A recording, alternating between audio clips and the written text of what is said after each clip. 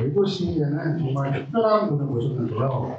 재건축 업계에서 정말 유명하시고 신화적인 존재이신 분인데, 강남 3구 103개 재건축 완공가지 중에서 6년 7개월이라는 가장 빠른 속도로 재건축을 완성하신 분이죠.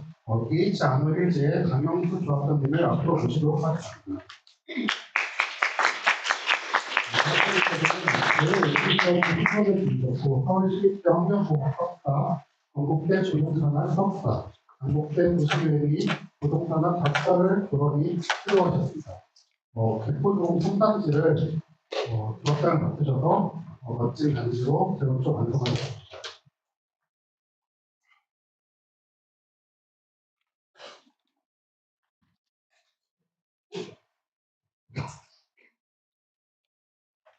다시 한번 큰 박수 부탁드립니다.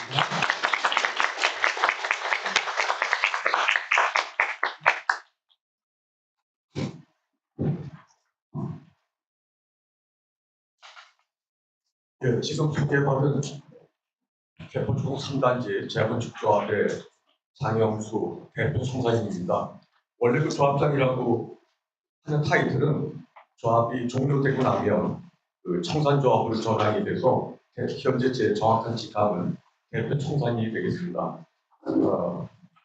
소개해 주신 대로 저는 2012년도부터 개포동 3단지 재건축을 맡아갔고 2019년 8월 29일 날 준공을 마쳤습니다. 그래서 실질적으로 모든 이제 재건축이 평균적으로 보면 수도권에서는 재건축이 한 12년에서 14년 정도가 평균적입니다. 저는 조합 수립하고 나서 6년 7개월 말에 입주를 해가고 나름 보람도 느끼고 또 그동안에 겪었던 그 경험들을 혹시 도움이 필요한 분들한테 나눠드릴 수 있으면 좋겠다는 생각을 갖고 있었는데 이번에 그 조선이 보고 그 다음에 우리 그 요양학교 진행하시는 주관하시는 분들께서 초대를 해주셔서 여러분들 앞에 서게 됐습니다. 아시다시피 그 분당은 지금 현재 서울이 이제 재건축의 큰 흐름이 다 끝나가기 때문에 앞으로 대표적으로 각광받은 그런 지역이 되겠고 또 하나 분당은 여러분들이 생각하는 뭘 보셔야 되냐면 지금 판교 신도시가 2003년도에 조성이 되기 시작해갖고 2017년 정도에 거의 완료가 됐습니다. 그리고 이제 분당은 지금 시작이 되지 않습니까? 사실은 오늘 제가 여러분 앞에 그 설명드릴 내용은 지금부터 아주 빠르면 4년, 아마도 5년 후에 여러분들 앞에 닥칠 그럴 내용이 되겠습니다. 제가 어쨌든 간에 그 부여받은 그 강의 내용이 그런데 아무쪼록 4년 또는 5년 후에 여러분들이 시공사의 공사 계약서를 대면할 때 제 오늘 여러분들한테 전해드리는 내용이 조금이라도 도움이 됐으면 합니다. 그리고 분당은 앞에서 말씀드린 것처럼 2003년도에서 2016년, 17년에 완료된 판교 신도시가 앞으로 분당의 재건축이 초기 입주가 되는 약 10년 후에는 20년 정도 되는 아파트가 된다. 소위 얘기하는 구축 아파트가 된다는 얘기죠. 그래서 앞으로 분당 재건축이 시작되고 또 종료되는 시점에는 지금의 판교를 훨씬 능가하는 그런 신도시가 될 것으로 확신하고 또 반드시 될 것으로 믿습니다. 판교보다 사실은 그 기존 분당이 교통이라든지 주변 여건 이런 것들이 훨씬 더 유리합니다. 여러분들이 희망을 가지시고 특히 그 분당은 그 조금 전에 만났던 분들도 보면 진행을 하는 분들이 젊은 분들이 많아요. 서울은 그 연배가 많은 분들이 많은데 분당은 젊은 분들이 주도를 해서 정말 서울을 능가하는 메모리 빌즈 같은 그런 도시가 분당에 새로 태어날 것으로 믿습니다.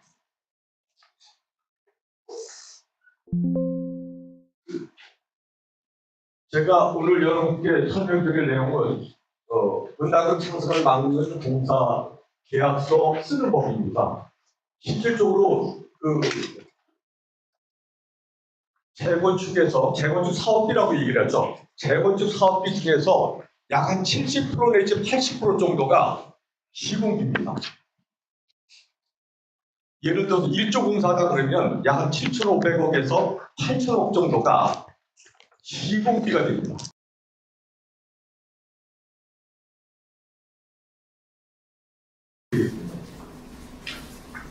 이 그림을 올린 이유는 제가 분당을 제일 중앙공원을 중앙에 두고서 상당히 녹지도 않고 자연 친화적인 그런 미래 도시라고 생각합니다. 중앙공원의 면적이 12만 7천 평인데 대한민국에서 신도시 안에 12만 7천 평 정도 도시를 갖고 있는 데는 아마 분당이 거의 탑이라고 볼 수 있을 것입니다. 지금 그 서울숲이라고 아시죠? 서울숲이 12만 7천 평입니다. 그리고 여러분들이 잘 아시는 여의도 중앙공원이 한 7만 평 정도 되는데 지금 분당 중앙공원은 12만 7천 평입니다. 지금 보이시는 이 가운데가 뉴욕 맨하튼의 그 센트럴 파크인데 저 센트럴 파크는 103만 평입니다. 103만 평인데 그 센트럴 파크를 그 중심으로 해갖고 이렇게 멋진 주거지들이 있습니다. 여기 위에 있는 것들이 그 센트럴 파크 타워인데 2015년도에 준공이 됐죠. 높이가 472m고 또 세대수는 179세대인 그런 아파트인데 평당 4억 정도 합니다. 그리고 오른편에 있는 거는 432 파크 에비뉴라고 하는 그 425m짜리 96층짜리 주거용 빌딩인데 세대수는 125세대입니다. 그런데 여기도 마찬가지로 평당 가격이 한 4억 정도 됩니다. 여러분들 우리나라 특히 서울 아파트를 얘기할 때 야 이거 좀 너무 아파트 가격이 비싼 거 아니냐, 국시 떨어지는 거 아니야 이렇게 얘기하시는데 대한민국에서 전쟁만 나지 않고 국민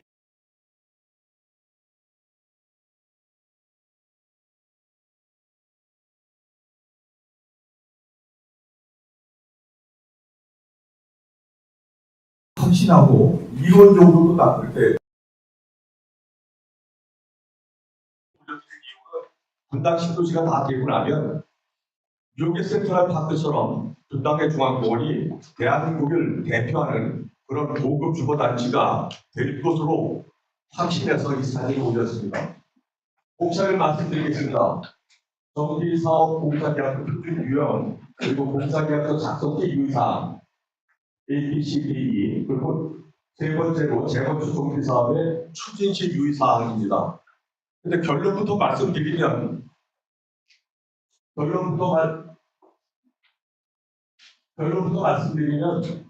계약서가 만약에 150페이지다. 150페이지다. 계약서가 150페이지다 그러면 여러분께 그 목차 중에서 2-D, 2-D가 한 100여 페이지 정도 되거든요. 나머지 다 합친 게 50페이지, 2-D가 100여 페이지 정도 또는 100페이지 이상 될수록 공사 계약서를 잘 쓰는 계약서가 됩니다. 예전에 재건축을 두루뭉실하게 해갖고 왜냐 시공사는 여러분들이 상상할 수 없을 정도로 전문 지식을 가진 굉장히 퀄리파이된 집단이거든요. 대형 건설회사 같은 경우는 계약직까지 포함하면 6,000명, 7,000명씩 되는 그런 전문가 집단이고 여러분들이 재건축 조합을 운영해 보시면 아시겠지만 조합장 상근에서 1명, 여직원 2명, 그 조직이 답니다. 물론 밑에 협력업체가 있긴 하지만 그 소규모 인원이 또 전문적이지도 않은 그런 분들이 6, 7천 되는 그 대기업 상대로 공사계약서를 작성해야 되는 그런 막중한 일이 여러분들 앞에 놓여있다는 얘기입니다. 그럼 공사계약서를 어떻게 작성하느냐? 공사계약이라고 하는 것은 소위 얘기해서 보급자와 수급자가 있죠. 옛날 표현으로 따지면 갑과 을이 있는데 일방적으로 될 수가 없죠. 상호 협의를 해야 됩니다. 상호 협의를. 그러니까 보급자와 수급자 그리고 갑과 을이 상호 협의를 해야 되는데 현재 적어야 될 그 표준 이래야 된다. 그런 게 없습니다. 그리고 모델만 있어요. 모델. 그게 하나는 건설교통부 현재 국토교통부에서 2000년도에 제정됐던 저 계약서가 샘플입니다. 레퍼런스입니다. 그리고 두 번째는 서울시에서 2011년도에 제정된 그 정비사업 공사통지계약서가 표준이 되는데 저게 계속 개정이 돼서 건설교통부의 현재 국토교통부의 정비사업 표준공단계약서는 2024년 1월 23일에 개정이 되고 그 다음에 서울시 것은 2024년 3월 15일 날 전면 개정돼서 나왔습니다. 그러면 실제로 계약 단계에 가면 시공사 전문가들이기 때문에 시공사가 먼저 계약서를 입안해 올 겁니다. 그 입안해 올 때 어떤 내용으로 입안해 오느냐? 주로 위쪽에 있는 국토교통부의 정비사업 표준계약서 2024년 1월 23일 판을 갖고 여러분한테 제시할 겁니다. 그러면 그걸 갖고 여러분들이 그때부터 시공사와 협의를 해서 종료를 쳐야 되는 겁니다. 제 경험을 보면 약 4개월 정도 소요가 됐고요.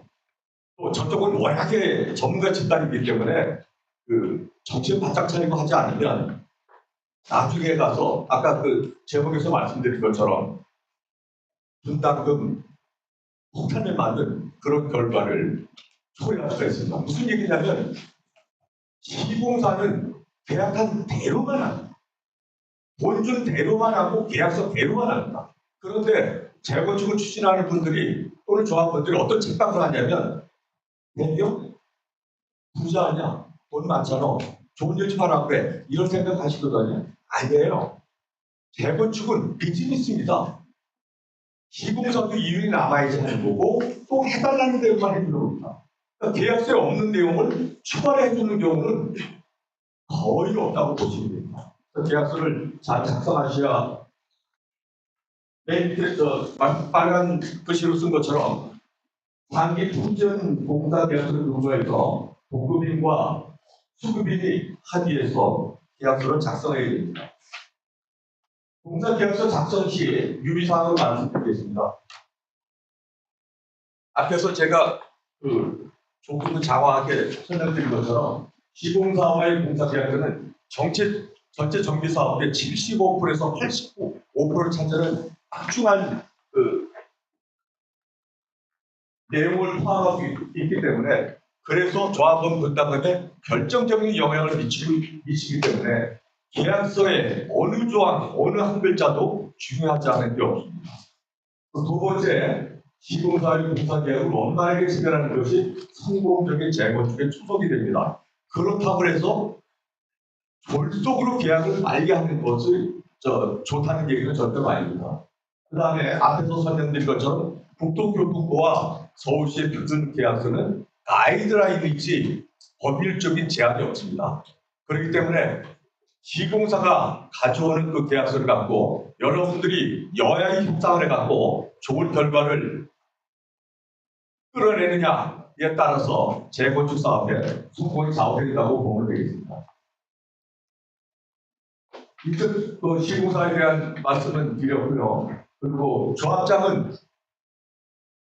조합임성경 조합장이 나오겠죠. 조합장은 시공계약 협상단을 만들어 갖고 시공사와 협상을 잘해야 됩니다. 왜 협상단이라고 얘기하냐면 조합의 특성이 뭐가 있냐면 예를 들어서 아무리 조합장이 유능하더라도 조합장이 일방적으로 시공사하고 단독으로 협상을 해서 끌어내면 말이 나옵니다. 우리 주민의 의견들이 반영이 됐냐 안 됐냐 이런 말이 나오기 때문에 원칙적으로 가급적이면 시공협상단을 구성을 해서 협상단들이 적게는 한 10여 차례, 많게는 20여 차례 지난해 협상을 통해서 좋은 결과를 도출해내야 됩니다. 그리고 맨 아래단에 공사계약서가 이제 여러 조항이 다 중요하고 소리할 건 하나도 없지만 특별히 중요한 것은 공사의 범위, 사업경비의 대여, 공사 자재 검사, 사업경비의 상환, 자금의 대여비, 시설비 나간의 기준은 최대한 구체적이고 상세하게 기술을 하여야 됩니다. 저 부분은 오늘 제가 뒤쪽에서 말씀드리는 것도 이때 말씀드린 좋은 내용이 주관되겠습니다. 그리고 계약서에 여러분들 보면 그 지정사항이라고 하는 게 있습니다. 조합에서 찍어야 돼요. 캐시는 그 다음에 주방 가구는 그리고 주방 상판을 이렇게 찍는 게 있거든요. 그 찍는 거는 가급적이면 적으면 적을수록 부담입니다. 적으면 적을수록 그런 부분들이 많아지면 부설수에도 오를 수 있고 또 시공사에서 그 좋은 금액을 도출하는데 문제예요. 무슨 얘기냐면 기본적으로 자재 선정은 계약을 하고 나면 시공사의 몫이거든요. 시공사가 해야 될 것을 조합에서 일일이 지정을 해놓으면 그 지정을 받은 협력업체가 시공사에 말을 안 써요. 예를 들어서 시공사가 내고하자 그러면 조합에서 계약서에 몫이 박혀 있으니까 내고를 안 해준다 이거죠. 그리고 그런 리스크를 감안해서 조합은 금액을 높여줍니다. 그렇지 않습니까? 그래서 지정사항을 최소한도로만 하고 가급적인 웬만한 것들은 그 시공사에 맡기는 것이 좋고요. 그 다음에 이제 특히 손을 대면 안 되는 것들이 그 시공사 연간 단가 계약이라는 게 있습니다. 저 끝나고 나서 이제 시공사에서 또 설명을 해 주실 텐데 시공사 연간 단가라는 게 있어요. 무슨 얘기냐? 엘리베이터가 그러면 엘리베이터 회사하고 특정 시공사하고 협상을 해요. 내가 니네 엘리베이터를 1년에 1000대를 팔아줄 테니까 원래 금액은 100만 원인데 우리한테 60만 원을 줘. 대신 1000대 분량은 내가 확보해 줄게. 그 연간 단가 품목이 있거든. 그런 부분들을 여러분들이 손을 대면 굉장히 힘들어집니다. 그리고 시공사가 저는 사실은 이 업계를 좀 아니까 이렇게 말씀을 드리지만 시공사가 그 백스토리 비하인드 스토리 같은 거를 얘기를 안 해줘요. 왜? 단가 계약이라고 하는 건 아마 나한테 가서 앞으로도 별로 들으실 기회가 별로 없을 겁니다. 왜 그러냐면 시공사가 협력업체로부터 받는 단가 계약의 그 단가가 여러분들이 상상하는 것보다 훨씬 큰 금액입니다. 훨씬 그 디스카운트 레이트가 높다 이거죠. 그럼 업체는 왜 그렇게 싸게 거기다 주면서 우리한테는 안 주냐? 업체 입장에서는 1년에 팔 수 있는 물량을 한꺼번에 대량으로 확보해 놓으니까 그 금액의 제공이 있다는 얘기입니다. 그런 부분들을 여러분들이 이걸 해달라 저걸 해달라 찍어놓으면 공사비가 굉장히 올라가고 협상의 난항을 겪게 됩니다. 그거는 좀 지양해 주시고요. 계약서상 애매한 부분. 시공사가요 굉장히 무서워요. 여러분들이 거의 상상을 할 수 없을 정도로 굉장히 무서워요. 그러니까 명확히 돼 있지 않거나 불분명하게 돼 있거나 하다못해 오타가 돼 있더라도 그 금액 그대로 청구합니다. 그 금액 그대로. 그래서 하여튼 불분명하거나 아니면 나중에 그 분괴 소지가 있을 만한 물건은 절대로 쓰면 안 된다는 얘기고 조합의 책임자인 조합장은 첫날부터 준공되는 날까지 공사계약서를 완전히 숙지숙달해야 된다는 얘기입니다. 단 자기 책상머리에 놓고 언제든지 계약서 내용을 볼 수 있고 다 통달 숙지해야 되는 그런 임무가 아마 여기 오늘 참석하신 여러분들의 가장 중요한 미션이 될 것입니다.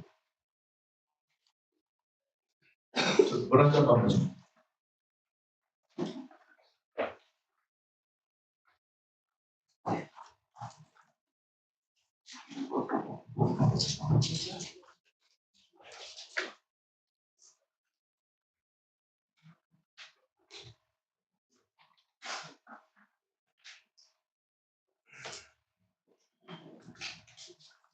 그럼 이제 계약서가 이제 여러 가지가 있는.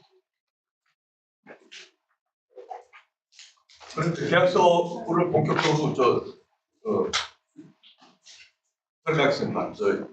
계약서로 직접 들어가겠습니다. 그 계약서를 딱 받아보면 계약서 페이지 뒤에 갑자기 그 특정부라는 게 나올까? 이게 이제 전체적으로 전체 공사를 갖다 서머라이즈 하는 건데 아래 정비 사업의 시행 주체인 무슨 조합과 무슨 건설회사는 무슨 정비 사업에 필요한 사항을 정하기 위하여 사원 간의 아래 및 별점 공사 계약 조건과 같이 약정하고 이를 증명하기 위하여 정비계약서 노동을 작성하여 복급인과 수급인이 기명 날인하고 보관한다. 이런 내용이 들어 있고요. 사대 명칭, 위치, 면적, 건축 연면적, 사배 내용, 계약 금액 이런 식으로 좀 내려갑니다.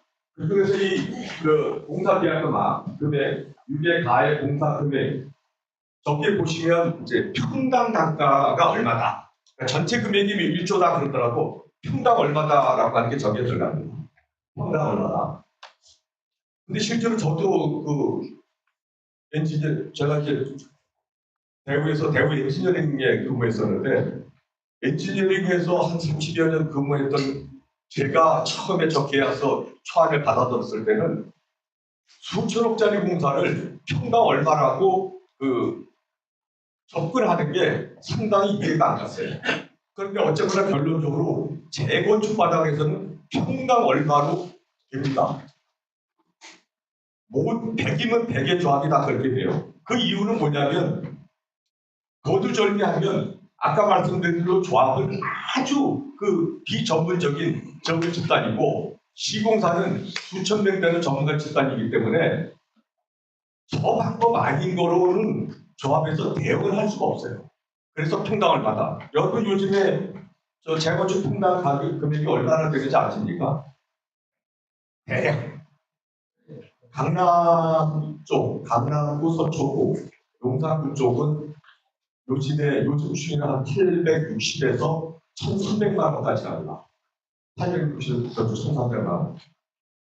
한 두세 주 전에 그 강남에 있는 모 아파트 준공을 앞둔 단지에서 시공사가 준공이 뭐 내년인가 그런데 평당 정산할 때 평당 1,300만 원을 달라고 요구를 해갖고 그 안건을 주민 총회에 올렸다가 불결됐어요. 불결된 그날 조합장이 급사했어요.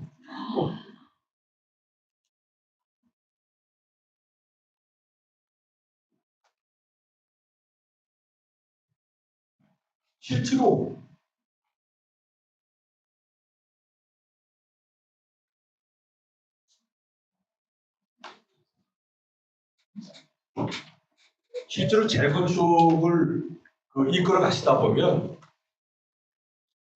그 스트레스가 엄청나요. 여러분들이 보시기에는 저는 뭐 저 개포 3단지에서 제가 초대 조합장이자 입주 조합장이지만 그런 경우는 사실 조합이 뭐 100개만 한 개 있을까 말까 할 그 정도거든요. 그만큼 이 조합장 자리를 지속해 나가는 것도 어려운 데다가 또 하나는 뭐냐면 여러분들이 제가 이제 이전에 나와서 말씀하는 것도 또 말씀할 기회가 있게 된 것도 재건축 조합장들이 나쁜 짓을 하는 사람이 있겠죠. 물론 있겠지만 사실 그 사람들이 받는 스트레스도 여러분들이 상상을 초월할 정도로 굉장히 힘든 부분이 많아요. 물론 나쁜 짓을 하고 능력이 없는 사람은 벌을 받고 그래야 되겠지만 이 과정 자체가 어느 누군가 여러분의 재산을 지켜주기 위해서 어느 누군가는 지키고 나가야 되는 일이기 때문에 이 조합의 일이라는 거, 재건축의 일이라고 하는 것은 끝날 때까지 아주 지난하다고 하는 것을 미리 알고 계시는 게 좋은 거고요. 평당 얼마로 한다. 근데 서울에서는 지금 현재 약 한 860에서 1,300만 원까지 한다. 왜 그러면 860이고 왜 1,300이냐? 그 설명을 하려면 너무 오래 걸리니까 하여튼 그 정도 한다라고 알아두시고요. 그 다음에 이제 나번에 공사비 산정 기준일이라고 하는 게 있는데 공사비 산정 기준일이 왜 중요하냐면 여러분들이 이제 시공 협상에서 공사비 산정 기준일이 딱 정해지지 않습니까? 기준이 정해진 날부터 공사가 착공할 때까지 짧게는 1년, 길면은 3, 4년씩 걸려요. 예를 들어 뭐 평당 900에 하자. 그리고 이제 뭐 몇 월 며칠 딱 결정을 하고 사인을 다 했단 말이에요. 근데 실제로 공사 착공에 들어가는 거는 짧으면 1년 후. 서초에 있는 모 단지 같은 경우는 4년을 책정이 들어가요.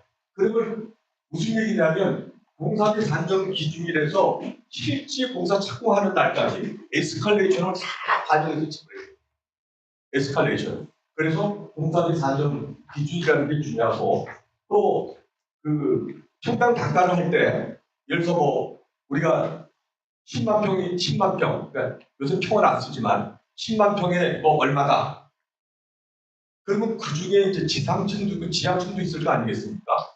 그 지하층만 별도로 금액을 빼놓는 경우가 있어요. 빼놓는 경우가 있는데 뭐 지금은 거기까지 구체적으로 아직 필요는 없을 거.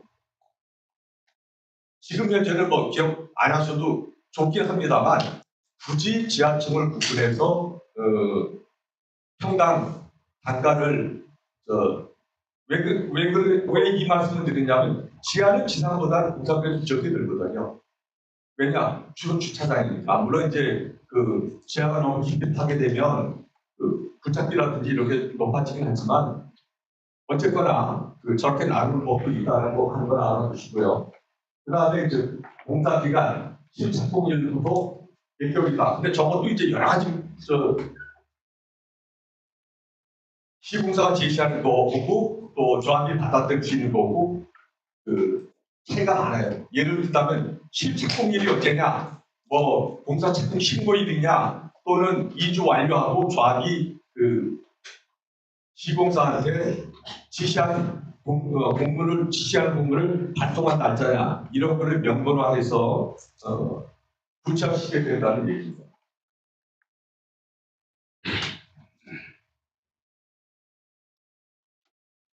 그리고 이제 그 공사 계약서 표제부 제일 마지막에 보면 시공사들은 꼭 연대 보증을 쓰라고 해요. 조합장을 포함한 임원들의 연대 보증을 쓰라고 하거든요. 근데 실제로 저게 뭐 아까도 말씀드렸지만 가이드라인이고 그다음에 협상 조건이지 꼭 해야 되는 건 아닌데 시공사는 어떻게든지 연대 보증을 쓰게 합니다. 그래야지 본인들이 유리하니까 여차하면 유리하니까 여러분들이 연대 그러니까 저희 할 때도 제가 그 계약을 할 때도 보면 연대 보증을 조합장은 또 그렇다 치고 임원들한테까지 연대 보증을 쓰라고 하니까 임원들이 연대 보증을 안 쓰려고 해요. 근데 시공사는 한 명이라도 빠지면 계약을 못 하겠다고 얘기하고 그래서 나중에 할 수 없이 정관을 바꿨어요. 연대 보증을 참가하지 않는 임원은 임원 자격을 박탈한다. 그런 식으로까지 했는데 앞으로 뭐 여러분들이 실제로 계약하게 되는 4, 5년 후에는 어떤 일이 벌어질지 모르겠지만 연대 보증이라는 것을 시공사에서 요구한다는 것을 알고 계시면 될 것 같습니다. 이제 구체적으로 들어가서 그 공사 계약서 들어가면 보통 이제 1조에서부터 65조까지 긴 내용의 계약서가 있습니다. 긴 내용의 계약서가 있는데 이제 계약서 일반 조건이 되고요. 유인물로 나눠드렸으니까 그 내용은 천천히 보시고 제가 오늘 말씀드리는 거는 이 내용 중에서 제한된 시간에 여러 번에서 설명드릴 수 있는 3조, 6조, 7조 그리고 31조, 50조 그리고 65조에 대해서 말씀을 드리도록 하겠습니다. 공사의 범위, 수급인의 공사 범위는 도급인이 제공한 대지상의 관할 지방 자치단체장이 실용인간 사업시행인가서 사업시행 계획서 상의 아파트 및 부대 공유시설 등으로 한다. 이렇게 돼 있거든요. 간단하죠? 아무것도 아닌 것 같은데 저기 이제 어떤 맹점이 있냐면 지방단체장이 인간 내용에 하나라고 돼 있어요. 그러면 사업시행 인가를 들어갈 때는 사업시행 인가 도서를 집어넣거든요. 사업시행 인가 도서에 기술된 거, 표기된 거, 표현된 것만 계약 금액에 포함된다는 얘기예요. 그런데 사업 시행 인가 도서를 낼 때는 최종 것보다는 그 요구하는 내용이 적기 때문에 많은 부분들이 맞아요. 여러분들 그 요즘에 보면 그 아파트 지붕 파사드라고 하죠. 파사드 같은 데 뭐 모양을 많이 내지 않습니까? 모양 많이 내는 그런 거는 사업 시행과 도서에는 관해서 못 내게 해요. 받지 않는다고요. 그런 거 비교를 못 하게 해요. 그리고 뭐 특정한 그 업체라든지 특정한 모델이라든지 이런 것들을 비교를 못 하게 해요. 근데 공사의 범위를 저렇게 해놓으면 나중에 시공사가 그 도면에 표기 안 됐던 거를 몽창 잡아갖고 돈을 더 달아본다는 거죠. 돈을 더 달아. 그래서 가급적이면 저 내용을 적절히 표현을 바꾸든지 아니면 사업시행인가 도서에 가급적 코스트 임팩트, 공사에 영향을 미치는 것들은 원칙적으로 다 올려놓도록 조심해야 된다는 얘기가 제 3조에 되겠고요. 그 다음에 제 6조 공사계약금액. 공사계약금액은 1, 2, 3, 1, 쭉 나갑니다. 이렇게 쭉 나가는데 저기에 그 건설교통부라든지 서울시 표준계약서에는 빠진 내용들이 상당히 많아요. 그래서 지금 검정색으로 되어 있는 거는 표준계약서를 그냥 써놓고 빨간색과 그 다음에 그 블루 칼라는 제가 계약했던 내용을 거기다 덧입혀 놓은 겁니다. 결론적으로 말씀드리면 디테일하게 표기해야 된다. 하여튼 기술할 수 있는 최대한으로 디테일하게 표기해야 된다는 얘기고요. 지금 일일이 설명드리기에는 시간이 제한이 되어 있으니까 여러분들이 보실 때 그 빨간 글씨로 써놓은 것들은 저렇게 원칙적으로 디테일하게 표시해야 된다는 것만 기억하고 계시면 되겠습니다. 결론부터 말씀드리면 저는 계약하고 나서 최종 처음 계약하고 나서 정산할 때 준공전 정산할 때 7% 공사비를 증액을 시켜줬습니다. 7% 공사비를 증액을 시켜줬는데 아마 시공사하고 계약을 하면서 당초 계약을 준공할 때 7% 정도 한 자릿수 온 이 사례는 아마 대한민국에서 거의 없을 거예요. 거의. 근데 그 7% 중에서 아까 말씀드린 그 인플레, 그 다음에 면적 증가된 거, 그게 한 4% 됐고, 누락되거나 애매해서 돈을 더 준 거는 3%밖에 없었어요. 그 정도로 계약서를 상당히 디테일했어요. 상당히 디테일했어요. 여러분들도 아까 말씀드린 대로 150페이지라고 그러면 100페이지가 어느 내용이 되는지를 뒷단에서 설명드릴 텐데 그 내용을 잘 숙지하고 지금도 준비하셔서 사실 없는 계약을 체결할 수 있도록 해주시고요.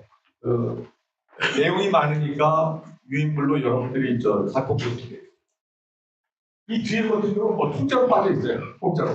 저 맨 위에 뭐 오수정화 시설 같은 거 있죠. 오수정화 시설은 1년 반 전에 준공한 템포 1단지, 지금 디지털 퍼스트와 아이파크는 준공을 다 했는데 오수정화 시설을 빼먹었어요. 준공이 다 됐는데 오수정화 시설을 빼먹었으니까 준공이 되겠습니까? 안 되겠습니까? 입조가 끝나고 아직도 준공이 안 됐어요. 근데 그 오수정화 시설을 해서 시에서 원하는 거기까지 연결을 하려고 하다 보니까 돈이 1,000억이 들었어요. 그래서 그 1,000억을 반에다가 대포지 시켜놓고 예치 시켜놓고 종금으로 입주 허가를 받아서 들어갔어요. 물론 뭐 제가 그 조합을 상세하게 모르기 때문에 왜 저런 내용이 빠졌는지 모르겠지만 하여튼 한순간 방심하거나 놓치면 다 모르고 막을 수밖에 없다는 얘기입니다. 그리고 이제 22번 보면 고급적 아파트 건설을 위한 허가공단이 저기 이제 주로 어떤 때 얘기가 나오냐면 여러분들이 계약을 해요. 계약을 하고 나면 계약하고 나서 계약 전에 하셔야 되는 건데 계약을 하고 나서 좋은 테이블 잘 잡된 아파트 좀 다니세요. 그리고 저집처럼 해달라고 그러거든요. 그게 소위 얘기해서 고급적 아파트예요. 그 시공사는 그걸 갖고 돈을 더 달라고 합니다. 저는 제가 이 빨간 글씨는 제 계약서라고 했잖아요.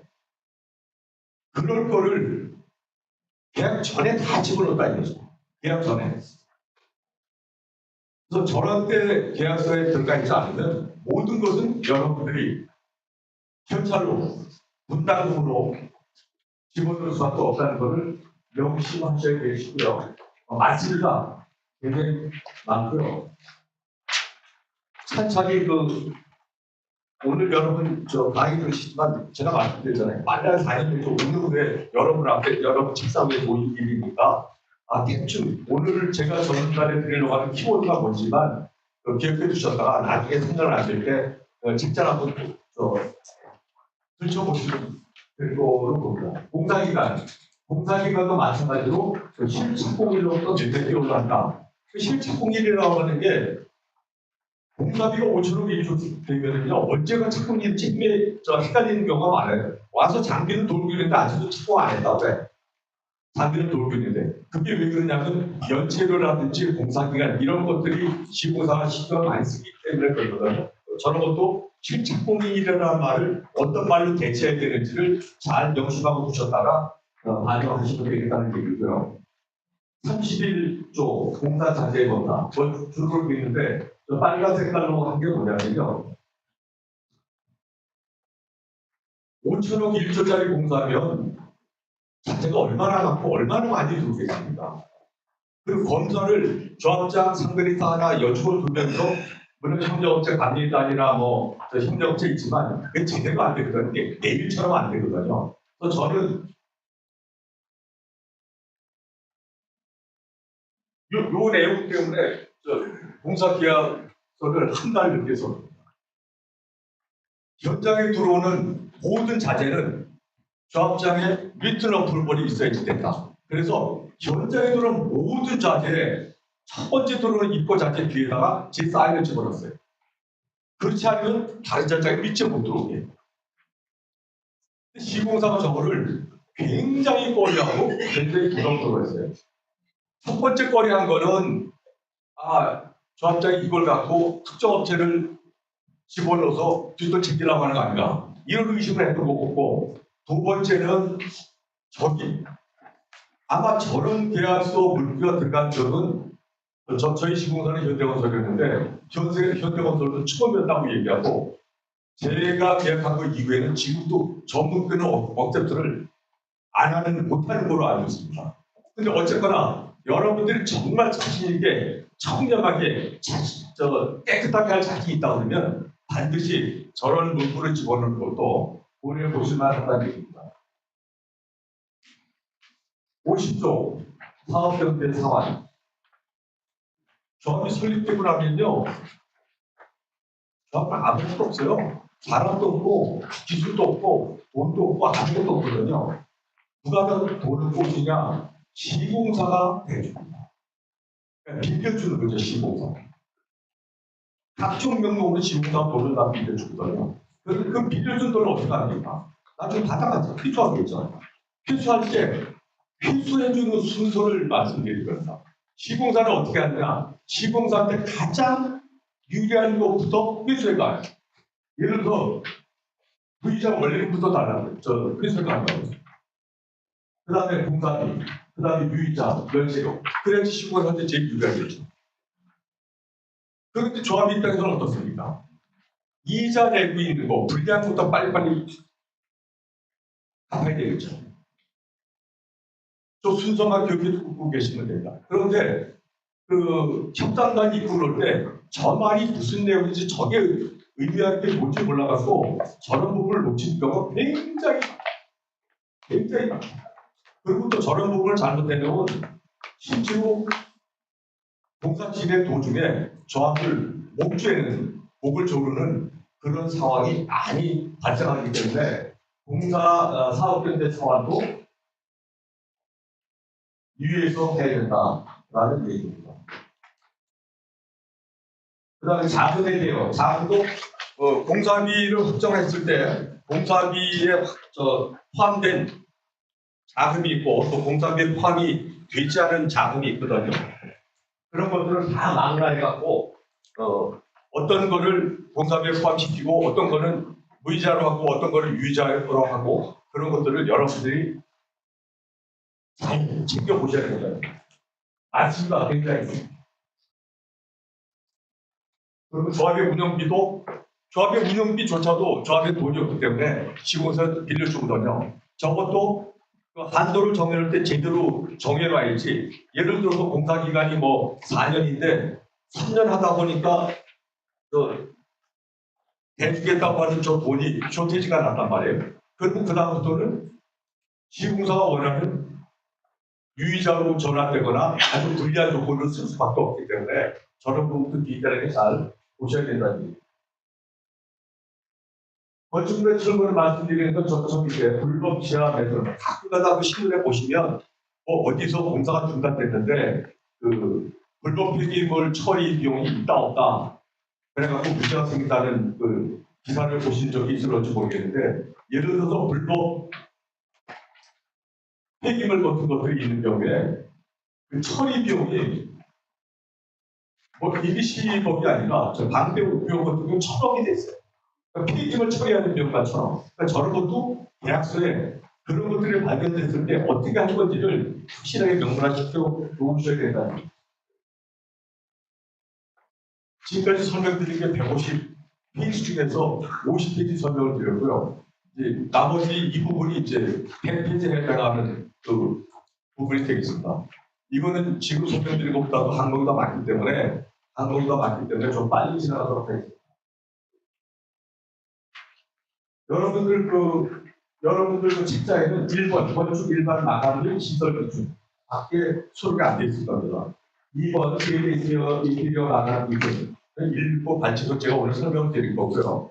이것뿐만 아니라 커뮤니티 시설 마감 기준, 장기 및 기자재 리스크, 보육 시설 마감 기준, 근린생활 시설 마감 기준, 조경 기준, 토목공사 기준 이 모든 거를 다 망라해서 계약서에 디파일하고 첨부시켜 놔야만 그대로 공사가 진행된다는 얘기입니다.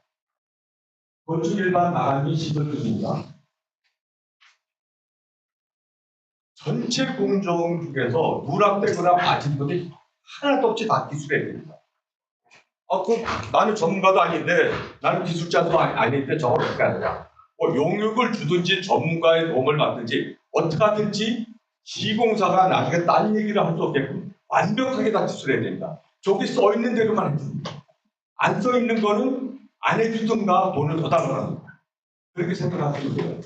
그러니까 예를 들어서 주택구의 바닥을 A급 천연 화강석에 두께가 30cm다. 3cm다. A급이라고 안 하면 시공사가 D급이나 C급을 갖다 써도 조합에서 뭐라고 대응을 할 수가 없어요. 그러니까 A급, 그 다음에 두께도 30mm라고 써놓지 않으면 20mm짜리나 10mm짜리도 쓸 수 있다 이거죠. 저것도 또 잘못 쓰면 또 큰일 나요. 뭐냐면 20mm 시공사하고 처음에 협상하다 보니까 야 이거 몇 mm면 되냐? 20mm면 되냐? 됩니다. 20mm 했어요. 도장 다 치고 나서 공사하는데 보니까 20mm 가지고 시공이 안 된다는 거예요. 그게 이제 주로 그 아파트 외벽 석재, 외벽 석재가 30mm짜리 쓰거든요.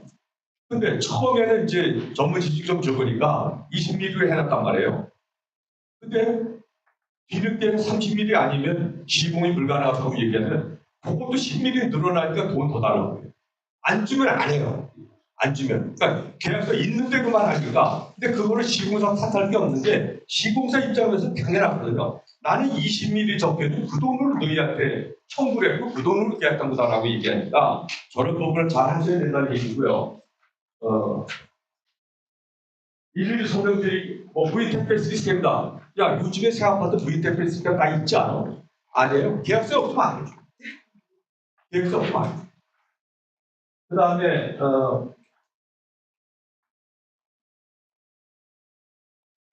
외벽에서 이제 실리콘 페인터, 도장의 실리콘 페인터 같은 경우도 일반적인 수성 페인터로 다 둘다 일반 수성 페인터로 다 옛날에.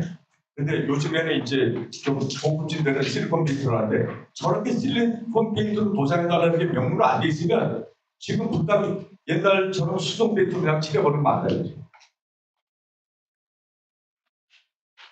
그리고 저 빨간 거 위주로 말씀드릴게요. 외관의 아파트 입장 단지들이 게이트형 대형 구조를 수정하는데 이렇게 찍어놔야지. 안 그러면 옥상에 아무것도 없이 그냥 댕그라는 거. 분당 다 그렇잖아요. 옛날 도시들은 다 그렇잖아요. SH 아파트나 LH 아파트는 다 그렇게 돼 있죠. 그런 식으로 됐지 그 멋진 아파트를 보고 나온다고 하는 걸 알아두시고요. 상호도 여러분들 보시면 아파트 창호에 보면 아파트 창호가 그 하얗게 보이는 거.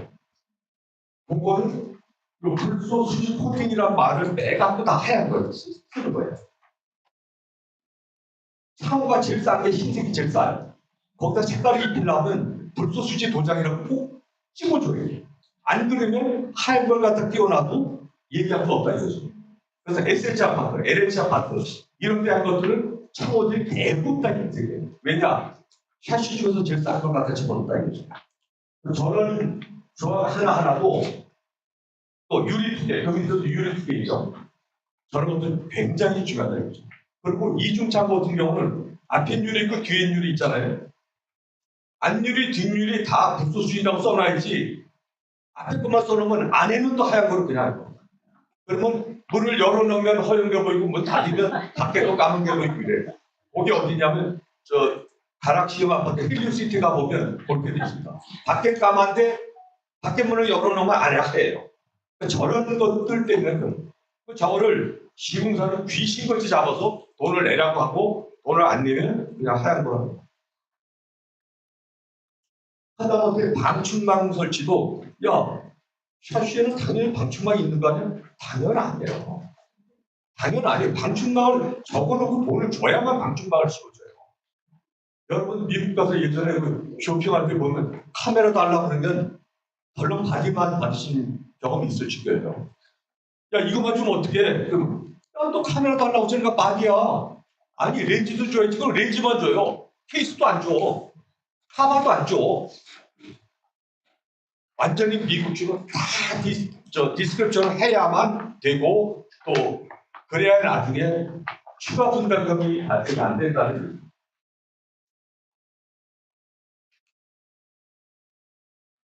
엘리베이터 분당에는 엘리베이터 카 있죠. 엘리베이터 카 안에 에어컨이 있는 아파트에 사시는 분 손 한번 들어주시네. 우리 아파트에는 에어컨 안에 엘리베이터 카 안에 에어컨이 있다. 손 한번 들어보시네. 전혀 아닙니다. 그거 환풍기입니다. 그냥 더운 날 들어가니까 시원한 거지 절대로 그게 에어컨이 아닙니다. 팬이에요, 팬. 분당에 그러니까 예전에 전지 신도시는 전혀 없습니다. 종말 한마디 안 써놓으면 냉방이라는 말 하나 안 써놓으면 지금 분당 아파트도 똑같은 팬만 달리는 그런 아파트가 현대건설이 에어컨 안에 엘리베이터 카 안에다가 에어컨 단 거는 저희 아파트가 처음이에요. 그 정도로 보편하게 있진 않아요. 요즘에 제가 이거 하고 나서 저희 계약서가 많이 시중에 돌아다녀갖고 요즘에 많이들 에어컨을 놓는데 하여튼 저렇게 써놓지 않으면 없는 걸 안 하는 거예요. 없는 거를 알아서 시공사 해줄 거라 꿈깨시고 절대 그런 일 없어요. 그 다음에 딱 그쪽에다 우리 아파트 이름을 딱 붙입시다. 그것도 계약서에다가 명문을 시키셔야만 되신다는 엘리베이터 속도. 저희가 저번에 이제 현대건설에서 저하고 처음 겪은 거였는데 엘리베이터 속도를 딱 지정해놨어요. 엘리베이터는 분당에 있는 엘리베이터는 아마 분당 90m일 겁니다. 분당 90m인데 저희는 엘리베이터 속도를 절대 다 박아놨어요. 저거 박아놓지 않으면 엘리베이터 90m짜리 또는 110m짜리로 시공사가 만들어서 끝이다 이거죠. 그런데 엘리베이터는 90에서 120, 150, 180, 210, 240, 360 올라갈 때마다 엘리베이터 가격이 30%씩 올라갑니다. 한 단계 올라갈 때마다. 그러니까 한 3단계만 올라가면 엘리베이터 값이 2배가 됩니다. 그래서 저런 것들도 다 명문화 안 시키면 시공사가 알아서 한다. 알아서 한다는 얘기는 뭐 제가 LH 아파트를 폄하하는 건 아니지만 LH 아파트는 SH 아파트하고 똑같은 거예요.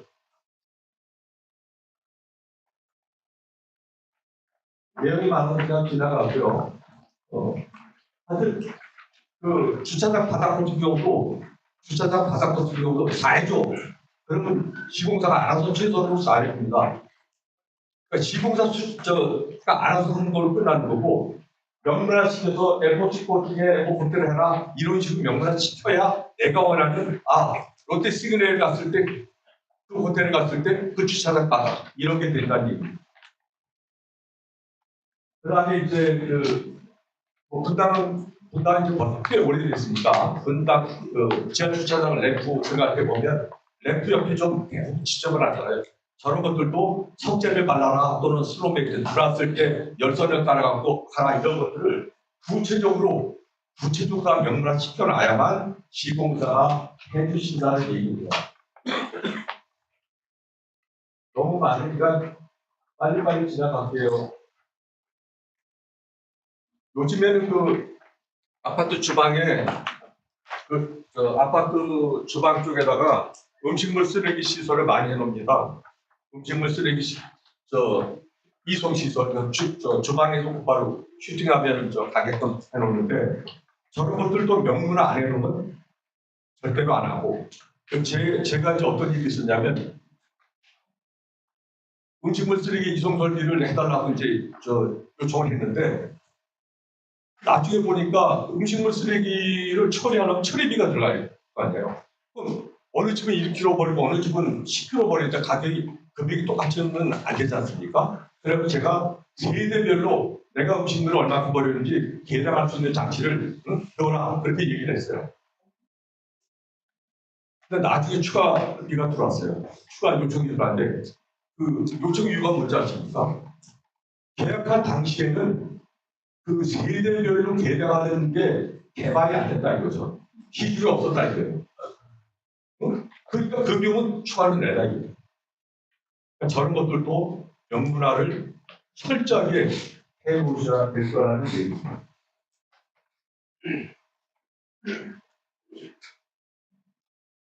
조경 같은 경우는 저희 이사 아르헨티는 소나무가 40cm 이하짜리 하나도 없습니다. 왜 없냐? 계획서는 못을 박아놨어요. 들어오는 교복 소나무는 최소 수경, 나무의 지경이, 아래 지경이 40cm 이하는 안 된다. 다 40cm 이상. 그거 빼놓으면 이제 젓가락 소나무가 들어오고, 그런 내용을 빼놓으면 젓가락 소나무가 들어오고. 그리고 여러분들 그 여담으로 그냥 반지에다가 소나무 심으면 한 20년 지나면 붉어지고 두꺼워진 거 아니죠? 깊은 거 아니냐? 요즘 아파트에 들어오는 조경은요, 고나무 그대로입니다. 절대로 두꺼워지지도 않고 키도 안 자라요. 왜 그런지 아십니까? 바닥이 자연 동일한이 아니고 주차장이 있기 때문에 그 토피가 한 1.5m밖에 안 돼요. 죽기 직전까지 살아야 되는 거예요. 그러니까 성장이 안 돼요. 그러니까 서바이벌만 하는 거고. 그러니까 들어올 때 좋은 나무를 심고 싶으면 시공사들이 어떤 때 그래요. 이거 심어서 한 20년 됐고 그거 전혀 아닙니다. 전혀 아니니까. 그 다음에 지을 낸다가 이거는 우리를 보시고 하시면 될 거 없어요. 요즘에 층간소음 문제가 되는 그 바닥 두께 저희는 240으로 했는데 저희가 계약한 당시에는 건축법이 210이었습니다. 3cm를 딱 키워서 했는데 저건 키우면 키울수록 좋지만 다 돈이 수반된다는 걸 여러분들이 알아두시면 되겠고요.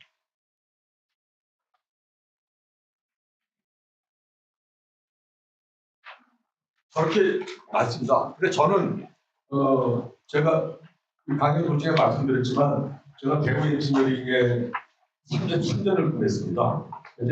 엔지니어링이니까 주로 공장 설계라든지 공장 건설 이런 쪽이기 때문에 비교적 이런 쪽이 좀 짧아요.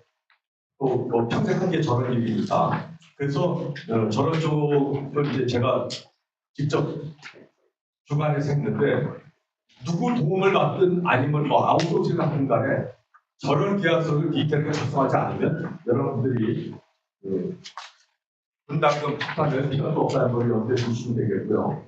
예를 들어서 뭐 요거는 아까 거는 이제 공통 부분이고 세대로 들어가서 컨트롤 같은 거 준비했는데 또 이제 세대 인테리어가 아닙니다. 세대 인테리어도 저런 식으로 뭐 우물천장이면 우물천장 높이가 20cm다.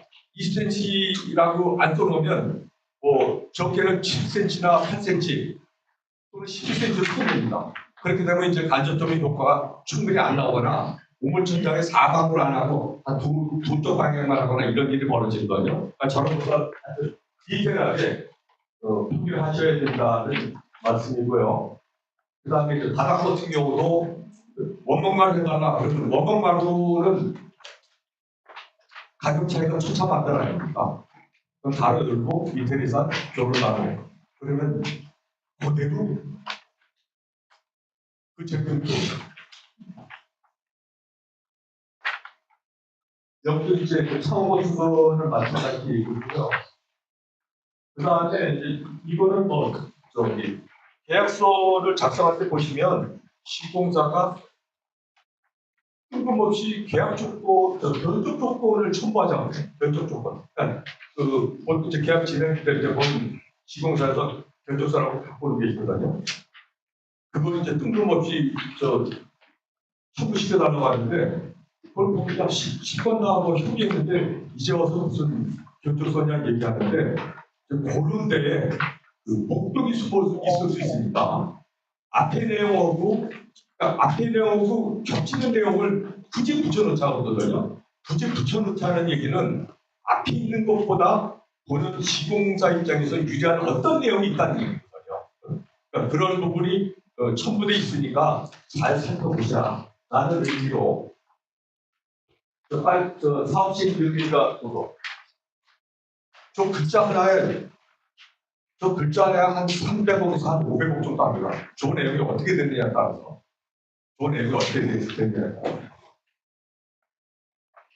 그 다음에 이제 모델하우스 같은 걸 나중에 하게 될 때도, 야, 평형 모델을 3개만 해달라, 5개만 해달라. 이런 내용이 없으면 그냥 시공사가 알아서 해요.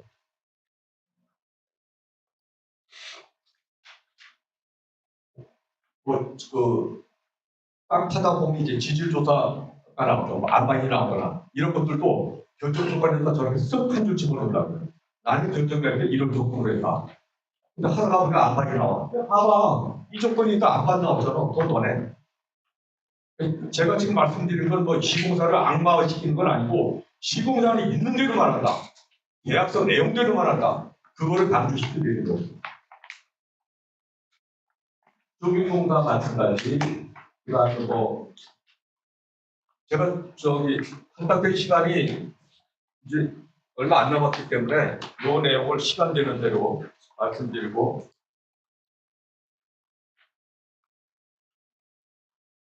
10분 남았네요.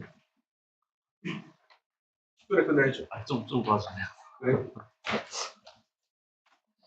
이거는 이제 공사계약하고 직접 상관은 없는 건데 제가 이제 경험한 조합을 이렇게 했으면 좋겠다는 걸 갖다가 일단 A4 한 장을 좀 정리했습니다.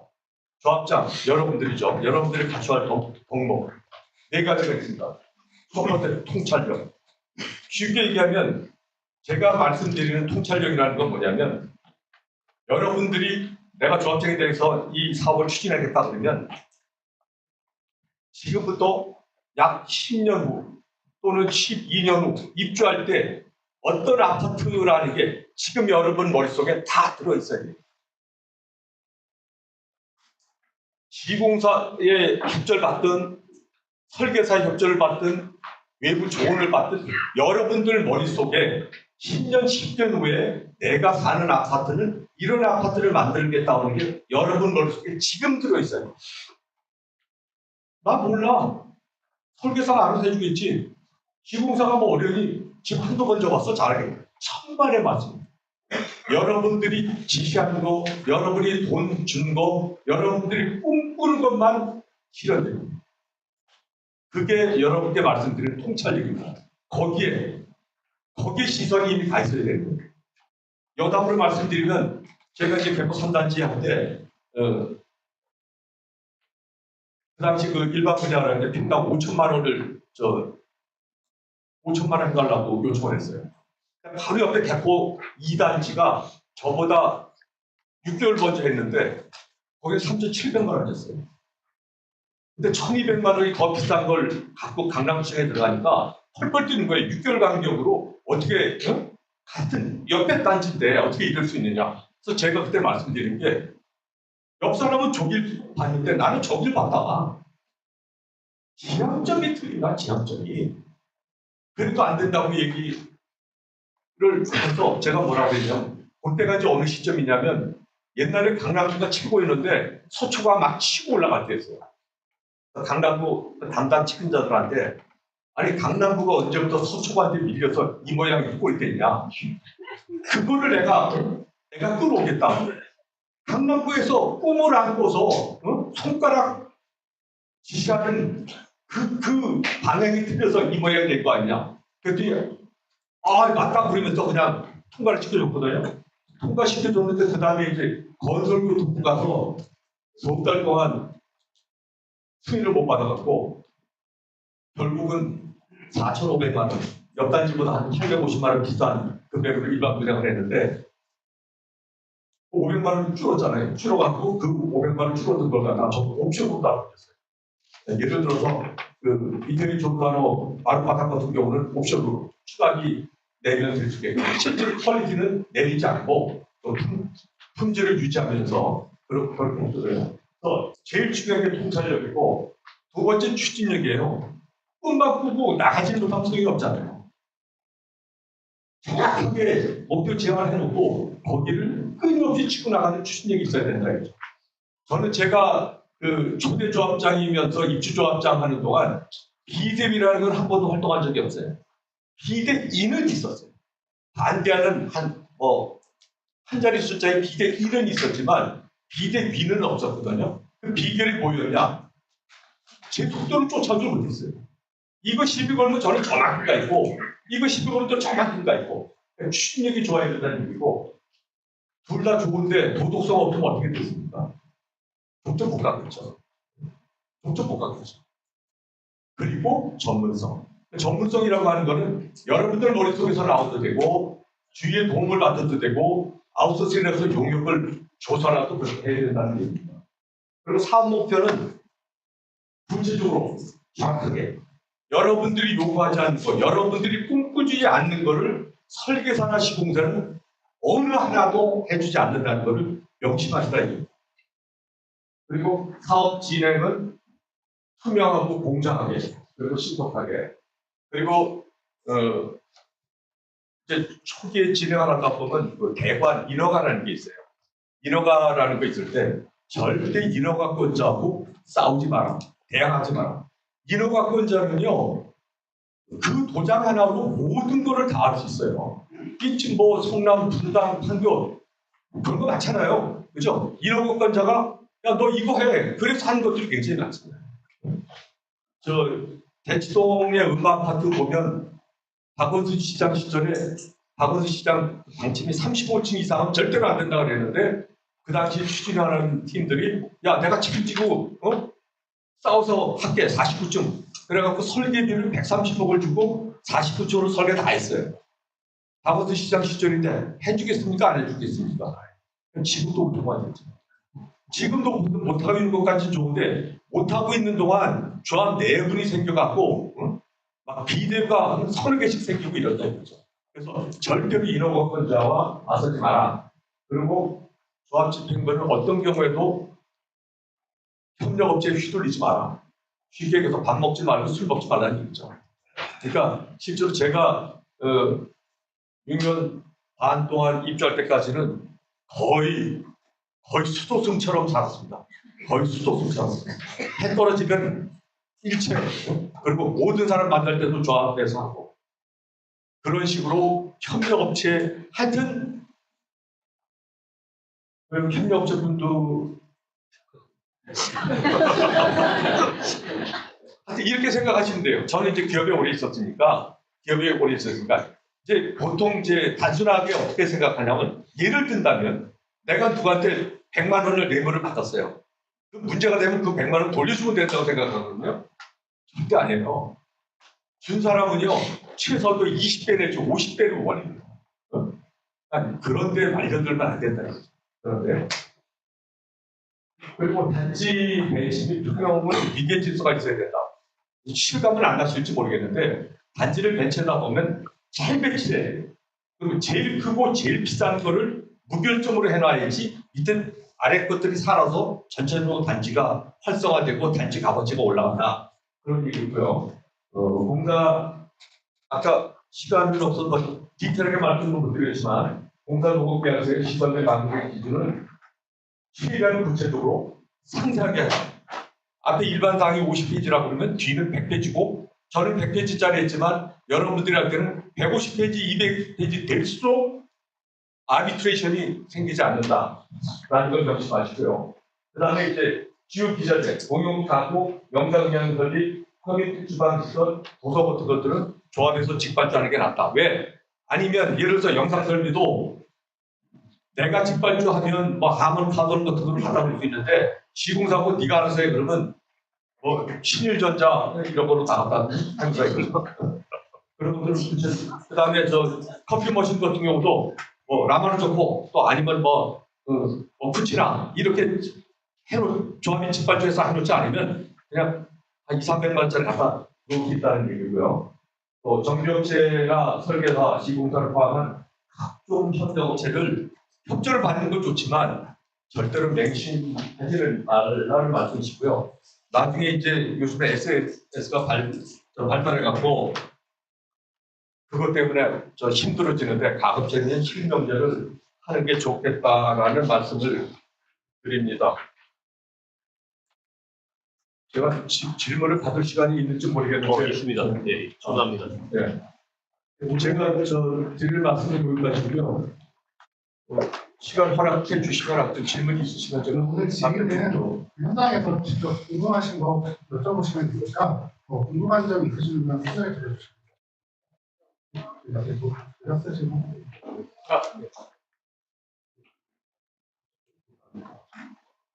아까 설명하실 때 부서 관련해가지고 뭐 3, 400 정도 비용이 들었는데 그래서 그거 뭐 하는 걸 명시하는 걸 잘해야 된다고 부서 얘기가 가끔 나오는데 요즘 보소 예 부서 계약서 얘기하는 게 참고 도서를 얘기해요. 계약서 얘기하는 그냥 계약서. 그리고 나중에 그 여기 혹시 빌려서 쓰면 안 돼요? 그렇게 또 우리 계약서에다가 나중에 빠지거나 좀 불분명 사항이 있을 때는 상단지 거를 참조해서 여쭤간다. 어느 조합은 그렇게 한 조합이 있긴 있어요. 근데 그렇게만 써놓으시지 제도 판단이 어떻게 되는지 잘 모르다 보니까 시공사한테 그걸 다 하시더라고요. 좀 갖다 대게 쓰고 내용을 쓰고. 다음 질문은 우경수 님이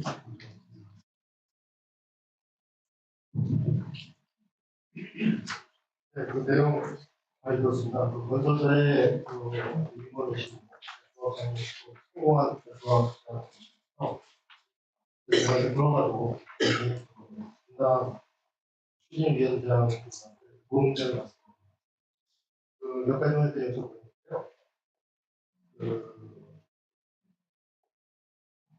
저는 그 도급 계약을 할 때 흔히 말해서 그 호시 하나 차이로 해가지고 수거 분담을 살아남는 경우가 있다고 합니다.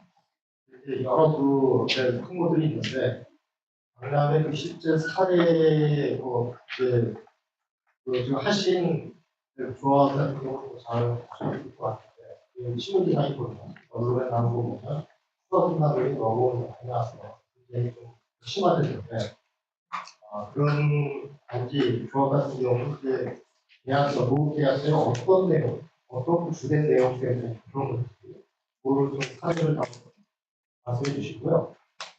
노후 계약서에 크게 보면 엘리베이터, 조경, 그다음에 커뮤니티 이런 그 주요한 이제 큰 금액들이 있는데 그 부분에 대해서 좀 더 주의 깊게 계약을 해야 될 그런 부분에 대해서 설명해 주시고요.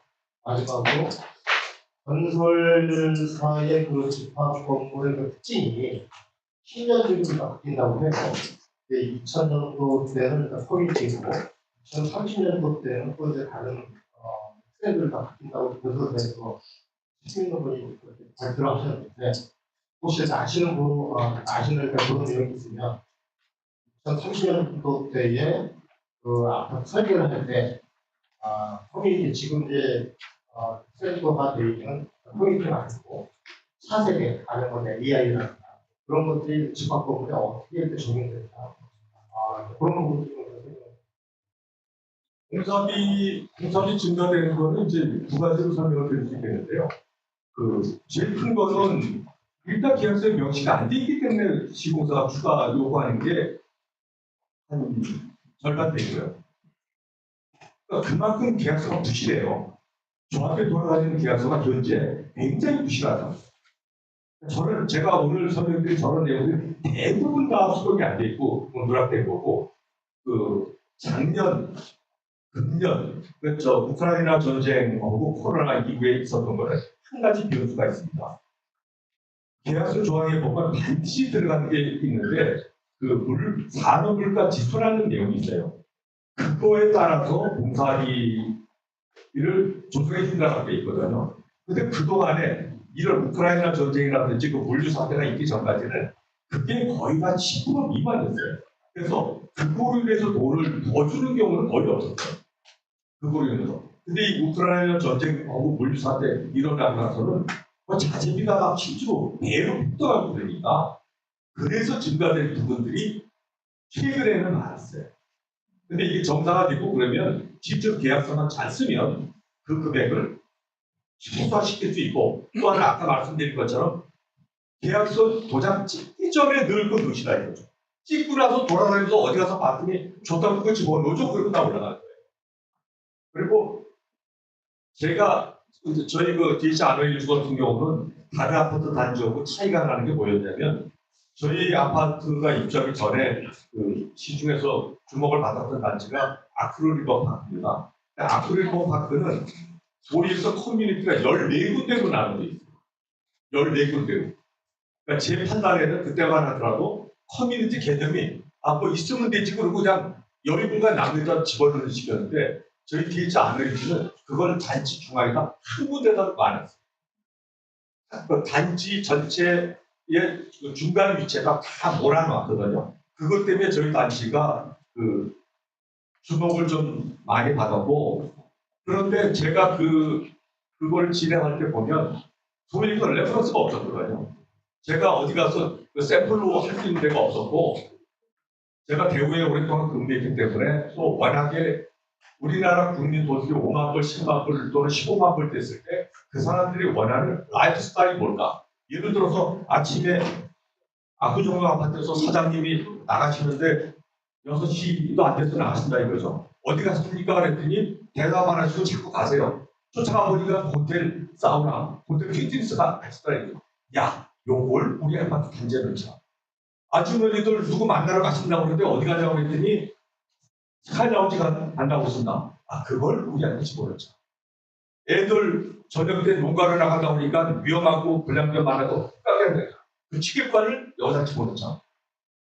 그 건방진 얘기로 거의 제 머리로 또 해외 출장 다니면서 봤던 선진국 사례를 보면서 여기다 집어넣어요. 그리고 거꾸로 얘기해서 지금 저 질문하신 것처럼 앞으로 30년의 패러다임이 어떻게 될 거냐. 싱가포르 가보면 되지 않겠습니까? 우리보다 소득이 지금 현재 2배, 3배 높은 그 나라가 우리가 한 15년, 20년에 도달하는 그 나라 아니겠습니까? 예를 들어서 공동주택이 보편화된 데는 다른 나라 별로 없지 않습니까? 아니면 아까 맨하탄이라든지 이런 아까 맨하탄의 센트럴 파크 타워는 펜트하우스가 꼭대기 6, 7, 8인가 세계 480평 되는데 그래서 3천억에 거래됐더라고요. 얼마 전에. 뭐 그런 사례를 보면 유추해 볼 수 있지 않을까. 그냥 기술적으로 발전하는 거는 뭐 특별히 안 하더라도 우리보다 훨씬 잘 사는 나라들이 어떻게 살고 어떻게 변하고 있는지를 보면 되시지 않습니까? 다음 질문 추가로 앞에 선생님. 감사히 설명 감사히 잘 들었습니다. 혹시 계약서를 너무 디테일하게 써가지고 문제가 되는 없는지 그거 아니고 두 번째는 기술적인 거에서 요즘에 아파트가 이제 기상부가 아파트 못 빼고 나머지 부분이 다 도로나 조개물을 그것 때문에 주차장의 방수가 이제 많이 될 것 같은데 방수에 대한 특별한 규정이나 이런 걸 하셨는지 궁금합니다. 앞에 여쭤보신 거 뭐시죠? 앞에 계약서를 너무 디테일하게 써서 예. 저도 뭐 실수한 거 있죠. 소위 얘기해서 저도 전문가라고 자신 있게 썼다가 잘못된 정보를 갖고 써갖고 그게 사실은 뭐였냐면 아까 그 외벽 석재 두께였습니다. 시공사 또 제가 아는 친구도 다 얘기해서 저는 사실 배송할 때 아파트보다 좀 공장을 했었기 때문에 미팅할 때도 20mm면 된대요. 2cm면 된다고 그러더라고요. 그래서 계약서 명문을 했는데 나중에 알고 보니까 그게 안 된다는 거예요. 근데 뭐 계약서는 도장이 찍혀 있고 이런 말은 뭐 머리 뒤통수 긁으면서 미안하다고 말하고 결국은 나중에 또 10mm 가격을 지불해 줬어요. 문제는 뭐냐면 저희 거를 삐끗해서 역간지에도 또 같이 긁겠어. 그러니까 아까 저기처럼 아주 디테일하게 명문화를 하셔야 돼. dom직의 범죄를 신고해갖고 그런 일이 발생하지 않게끔 그런 일. 실제로 뭐 저는 대구에 30년 근무했기 때문에 뭐 저는 제가 볼 때 제가 이제 아파트 조합장에서 이렇게 봤을 때는 절대 화학공장이나 이런 데도 많이 다녔기 때문에 화학공장에도 보면 그 건물 있잖아요. 화학공장에서는 건물이 쉘터라고 합니다. 쉼터이 쉼터. 왜냐하면 이 화학공장 중에 워낙 그 크리티컬한 포인트들이 많으니까. 아파트 조합장한테 딱 들여다 보니까 쉘터라는 거더라고요. 이 개념을 갖고 쉘터를 주시다 보니까 이거 완전 뭐 손바닥에서 갖고 놀아도 될 정도로. 그러니까 여러분들이 혹시 그런 지식이 없더라도 그런 전문가의 도움을 받으면 얼마든지 그런 일이 문제가 안 될 거라고 생각합니다. 네, 시간 관계상 마지막. 방수는 어떻게 했냐면 저 방수에 보면 당근 방수라는 게 있어요. 무슨 얘기냐면 아까 그 나무를 같이 심어놓으면 그 토피가 한 1.5m밖에 안 된다고 그랬잖아요. 그럼 실제로 뿌리가 이렇게 박히면 밑에 뿌리 오고 그 콘크리트 지하 주차장 위 오고 있지 않거든요. 그래서 뿌리가 그 콘크리트를 치고 들어가는 거예요. 그래서 요즘에는 법적으로 법제가 됐는지 안 됐는지 혹시 모르겠는데 당근 방수, 그 뿌리가 침투 못하게끔 방수하거든요. 그래서 저는 그 당근 방수를 보강하는 방법을 썼어요. 그런데도 일부러 줍니다. 그러니까 그런 식으로 2단으로 방수를 해서 처리했습니다. 네, 시간 관계상 마지막 질문을 드리겠습니다. 감사합니다. 예. BH 아무 필스 주민 제가 알고 있는 지역이 있어가지고 제가 말씀 알고 있습니다. 그래서 저는 건설 쪽에 한 30년 있다 보니까 실질적으로 조합장의 실패 사례도 보고 성공 사례도 보고 이렇게 느끼고 이렇게 있습니다. 근데 이제 실질적인 질문을 제가 드리고 싶거든요. 지금 방금 얘기한 이제 커뮤니티 시설이 요즘 이제 과도하게 많이 들어가가지고 제가 뭐 5천 세대를 가보고 8천 세대까지 가봤거든요. 실질적으로 추후에 가장 비용이 주민 증가로 들어오면서 운영이 안 되고 제대로 안 되는 그런 시설이 상당히 있더라고요. 그 적정한 시설이 단지 세대 규모 이렇게 틀리겠지만 어느 정도가 어떤 적정한지에 대한 말씀 듣고 싶고요.